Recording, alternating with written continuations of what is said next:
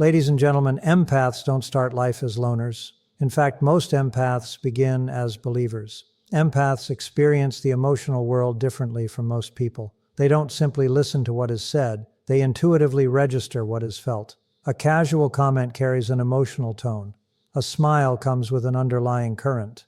A silence speaks as loudly as words. This heightened sensitivity is not mystical, it is psychological. Research in emotional intelligence shows that some people have a finely tuned capacity for emotional awareness, allowing them to pick up micro-expressions, subtle shifts in voice, and changes in energy that others overlook. For an empath, this ability initially feels like a deep form of connection. It allows them to respond with compassion, to offer comfort before it is asked for, and to sense distress long before it becomes visible. In relationships, this sensitivity often creates closeness. People feel understood around empaths because in many cases they are. The empath mirrors emotional states almost automatically, making others feel seen and validated. But there is a quieter side to this gift, one that emerges over time. Empaths don't just sense kindness and vulnerability, they also feel emotional incongruence. When words and emotions don't match, the empath notices. When someone expresses concern but carries impatience underneath, the contradiction is felt. When warmth is mixed with self-interest, the empath registers both. This constant emotional scanning happens below conscious thought, yet it shapes perception and trust. Over repeated interactions, this awareness begins to change how the empath views people. They realize that many social exchanges are layered with unspoken motives: fear of rejection, desire for approval, need for control. Most people are not deliberately deceptive. They are simply unaware of their own emotional signals. However, for the empath, this lack of alignment creates tension. It becomes difficult to accept words at face value when emotional cues tell a different story. This is where emotional fatigue begins. Continually perceiving hidden emotional content requires mental and emotional energy. The empath is not only managing their own feelings, but also processing the unspoken emotions of others. Over time, this leads to a form of overload. The nervous system stays on high alert, constantly interpreting subtle signals, rarely finding rest. Gradually, trust becomes more cautious, not because the empath assumes bad intentions, but because experience has taught them that appearances are often incomplete. Emotional intelligence, when deeply developed, brings clarity, but clarity can be sobering. The empath learns that sincerity is rarer than it seems, and emotional honesty is not universal. This realization does not turn the empath cynical. Instead, it fosters discernment. They begin to value emotional consistency over charm, authenticity over performance. And in doing so, they quietly step back from interactions that require them to ignore what they feel in order to believe what they are told. Empaths rarely withdraw after a single moment of disappointment. Their nature inclines them toward understanding, toward giving context and second chances. When trust is strained, they instinctively look inward first, asking what they might have misunderstood or how they might respond with more patience. This tendency to reflect rather than react is a strength of emotional intelligence, but it also makes empaths vulnerable to repeated emotional injury. What erodes trust for an empath is not one clear betrayal, but a slow accumulation of experiences that share a similar emotional signature. A promise is made with warmth, then quietly broken. Support is offered in moments of strength, then withdrawn in moments of need. Appreciation is expressed, yet behavior consistently contradicts it. Each instance, taken alone, feels manageable. Together, they form a pattern the empath can no longer ignore. Because empaths are attuned to emotional nuance, they often sense the fracture before it becomes obvious. They feel the hesitation before the withdrawal, the emotional distancing before the silence. This awareness creates a subtle but persistent stress response. The empath remains open, but increasingly alert, holding hope and caution at the same time. Over time, this inner conflict becomes exhausting. Emotional intelligence research suggests that trust is built not through intensity, but through reliability. For the empath, Repeated inconsistency registers as emotional instability in the relationship. Even when explanations are offered, busyness, misunderstanding, good intentions, the empath feels the mismatch between reassurance and reality. This mismatch quietly undermines the sense of safety that trust requires. Another layer deepens the impact. Empaths are often placed in the role of emotional anchor. They listen, support, absorb, and stabilize. Yet when they seek the same presence in return, the response is frequently delayed, minimized, or absent. This imbalance may not be intentional, but it is deeply felt. Over time, the empath learns that availability is not mutual and care is not equally distributed. Repeated exposure to this imbalance leads to emotional learning. The nervous system adapts, just as it does after physical strain. The empath becomes more reserved, not from bitterness, but from self-protection. Openness, once effortless, now carries an internal cost-benefit analysis. Trust, once assumed, now requires evidence. Importantly, this shift is not a rejection of human connection. It is a recalibration. Emotional intelligence involves recognizing patterns and adjusting behavior accordingly. The empath does not stop believing in sincerity. They stop offering it indiscriminately. They begin to distinguish between emotional expression and emotional commitment, between momentary warmth and sustained care. In this way, trust is not lost, it is refined. What once flowed freely now moves slowly, guided by experience. The empath learns that trust built on repeated reliability creates calm, while trust built on hope alone creates strain. And so they choose peace, not by closing their heart, but by allowing it to open only where consistency has proven itself over time. Empaths often wonder why the same emotional dynamic repeats itself in their lives, even when their intentions are genuine and their boundaries are initially clear. The answer lies not in flaw, but in resonance. Emotional systems naturally seek balance, and people who are emotionally attuned emit signals of availability, patience, and understanding. These signals are subtle, yet powerful. To those who are emotionally depleted or self-focused, they are immediately recognizable. Individuals who habitually take more than they give are often drawn to empaths because empaths regulate emotions well. They listen without rushing to judgment. They tolerate complexity and emotional ambiguity. From the outside, this looks like strength, and it is. But to a taker, it also looks like capacity. The empath becomes a reliable source of emotional grounding, reassurance, and validation. Psychologically, this dynamic is reinforced through reinforcement loops. The taker experiences relief, attention, or affirmation when interacting with the empath. The empath experiences purpose through helping, through easing distress, through restoring emotional balance. In the early stages, the exchange feels reciprocal because emotional intensity can mimic emotional intimacy. Yet over time, a critical difference emerges. The flow of energy is directional. Empaths begin to notice that conversations revolve around the other person's needs, crises, and emotions. When the empath speaks, the response is shorter, distracted, or redirected. This asymmetry is not always conscious on either side. Many takers lack emotional self-awareness. They are not intentionally exploitative. However, emotional intelligence involves recognizing outcomes, not just intentions. The cost to the empath accumulates quietly. Emotional labor when unreciprocated taxes cognitive and physiological systems. Studies on empathy and stress show that constant emotional engagement without recovery leads to fatigue and withdrawal. The empath may feel depleted without being able to point to a single dramatic cause. Instead, there is a growing sense of imbalance, a feeling that giving no longer restores, but drains. Over time, empaths begin to sense another pattern. Boundaries are subtly tested, requests increase, availability is assumed, emotional access is treated as entitlement. When the empath hesitates or says no, confusion or guilt is introduced into the interaction. This response further clarifies the dynamic. Healthy relationships respect limits, extractive ones resist them. This realization is often sobering.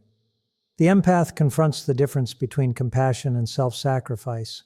Emotional intelligence does not require endless giving. It requires discernment. The empath learns that empathy without boundaries becomes vulnerability without protection. As awareness grows, behavior changes. The empath no longer over-explains, no longer rushes to soothe, no longer absorbs what was never theirs to carry. They begin to choose relationships where emotional exchange is mutual, not because they lack empathy, but because they understand its value. In doing so, they move from being an emotional resource for others to becoming a responsible steward of their own emotional energy. At a certain point, the empath's withdrawal is not dramatic or impulsive. It is quiet, almost imperceptible, even to themselves. It begins with a simple observation. The nervous system feels calmer in solitude. Without constant emotional input, there is space to breathe, to think clearly, to return to a baseline that had been slowly eroded by repeated interpersonal strain. What once felt like loneliness now feels like relief. From the perspective of emotional intelligence, this shift makes sense.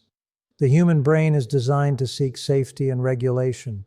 When social environments repeatedly generate emotional unpredictability, mixed signals, unspoken expectations, subtle invalidations, the brain registers threat even in the absence of overt conflict. For empaths, whose emotional perception is heightened, this sense of threat is amplified. Solitude reduces noise. It lowers cognitive load. It allows emotional systems to recalibrate.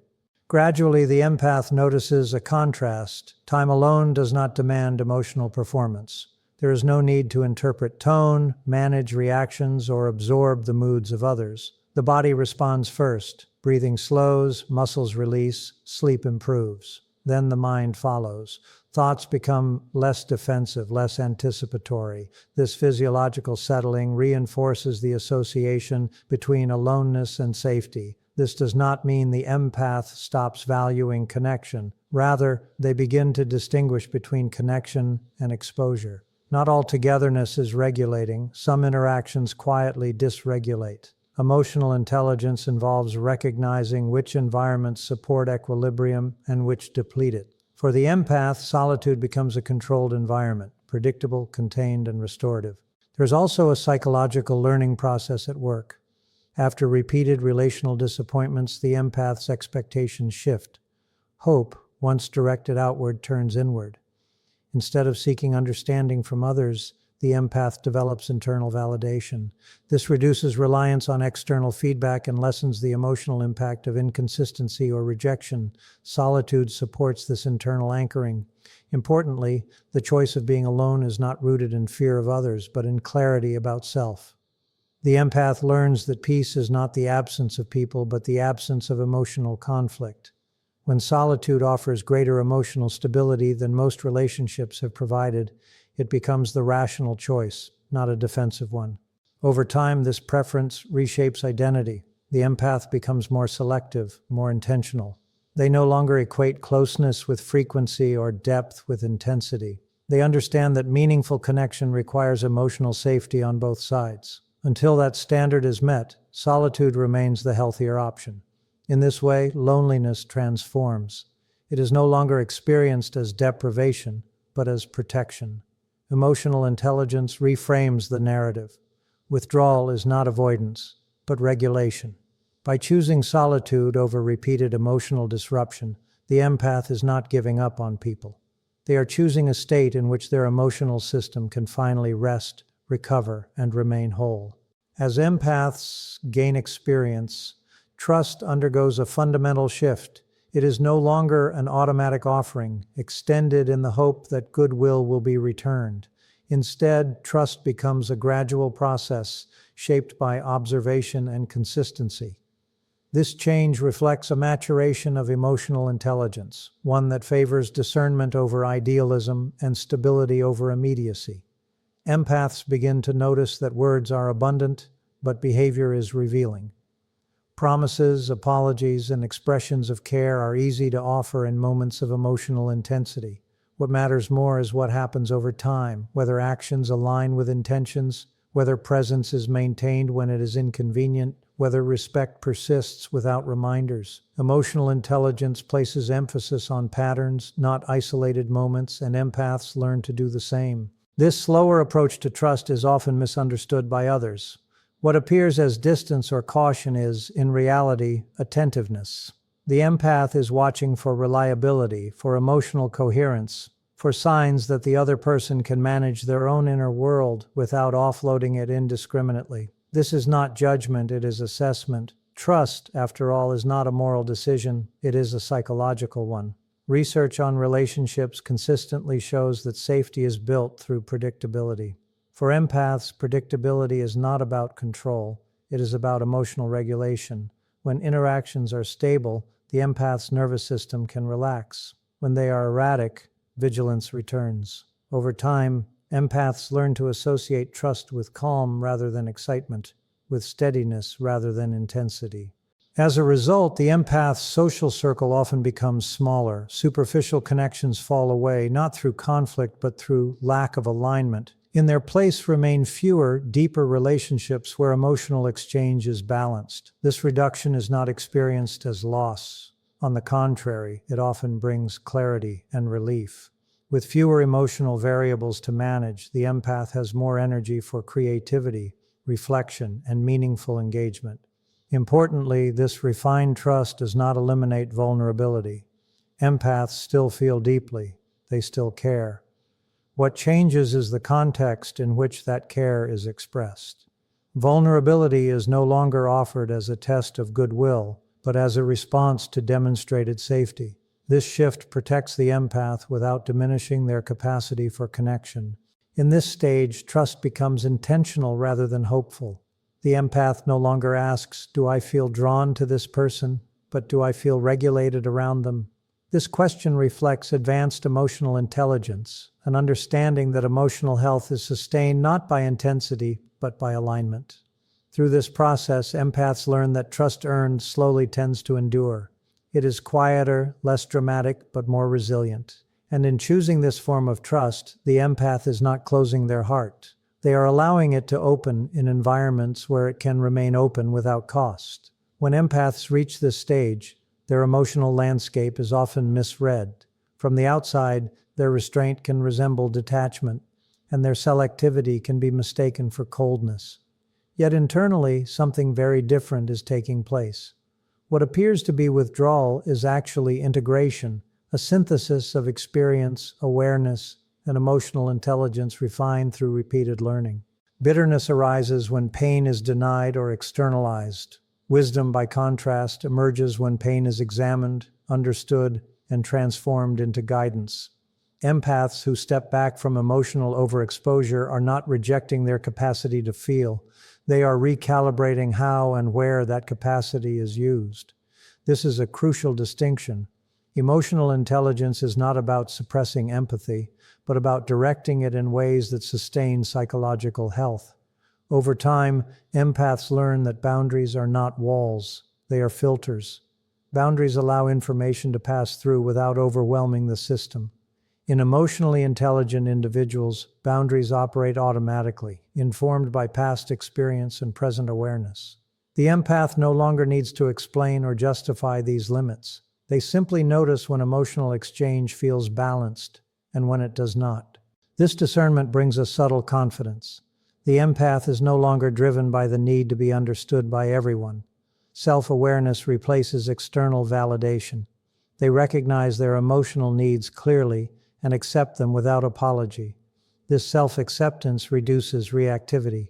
Interactions that once felt personal are now seen as reflections of others' emotional capacities, not as verdicts on the empath's worth. There is also a shift in responsibility. Earlier, empaths often assumed emotional responsibility for others, attempting to soothe, repair, or rescue. With greater wisdom, they understand that empathy does not require intervention. People must regulate their own emotions to develop resilience. By stepping back, the empath allows others the dignity of their own emotional process. Neuroscience supports this shift. Chronic emotional overengagement activates stress pathways, while appropriate boundaries restore balance to the nervous system. As empaths protect their emotional energy, they experience greater clarity, creativity, and emotional resilience. This is not self-centeredness, it is emotional stewardship. In this state, the empath becomes quieter but more grounded. Their presence is less reactive and more intentional. They listen deeply but respond selectively. Their empathy remains intact, but it is no longer indiscriminate. It flows toward situations and people where it can be received without harm. What emerges is not emotional distance, but emotional maturity. The empath no longer confuses intensity with depth or sacrifice with love. They understand that sustainable connection depends on mutual regulation, respect, and responsibility. This is why the empath's transformation should not be seen as loss. It is an evolution. By choosing wisdom over overextension, the empath preserves the very quality that defines them, the ability to feel deeply, while ensuring that this gift no longer comes at the expense of their own well-being.